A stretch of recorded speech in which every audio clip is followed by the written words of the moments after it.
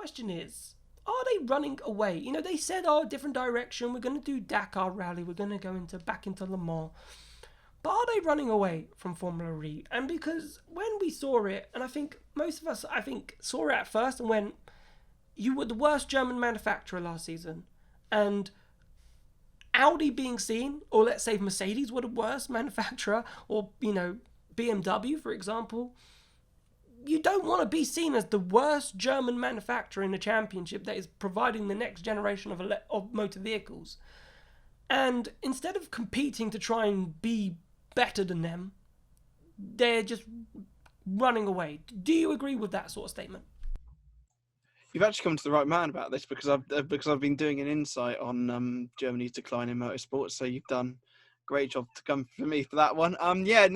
Germany's kind of like mindset is all towards like they need to dominate, they need to be the best that they can physically possibly be, and that's why like there is a German decline in motorsport at the moment. And to be the worst manufacturer from Germany, that is not something that that's not something that any of the four manufacturers want to be associated with.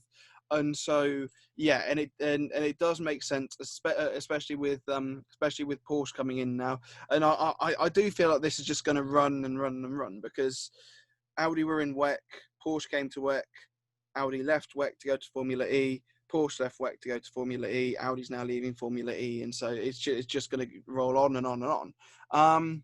But yeah, it's obviously it's really it's disappointing from a fan standpoint.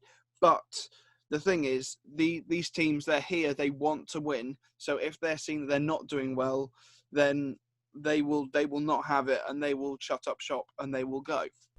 So is that just part, Ed, of a racing ethos? Like, we've seen it before. If you're not winning, if you're not getting that benefit that you wanted, you just shut up shop. So, is Audi covering up a Formula E exit, to do these exciting things in Dakar and Le Mans, simply because they know at the moment maybe they can't catch up to Mercedes, or they can't catch up to BMW, or they don't have the resources to catch up to those teams. So therefore, it's time to call it quits.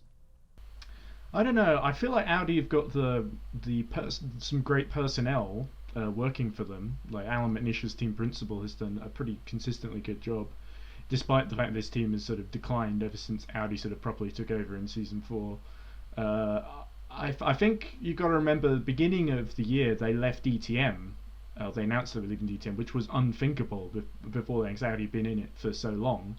And that's the sort of premier German touring cars, that sort of series. And then, ever since then, we sort of knew from April onwards they were in a sort of review strategy. So they have new people coming on board to the Audi board, I guess, AG, Audi Group, and making sort of decisions. They have a new CEO who's recently taken over just a few days ago, funnily enough. And it really feels like they sat down, they looked, why are we spending 25 to 35 million to finish 6th in the championship when we were winning before?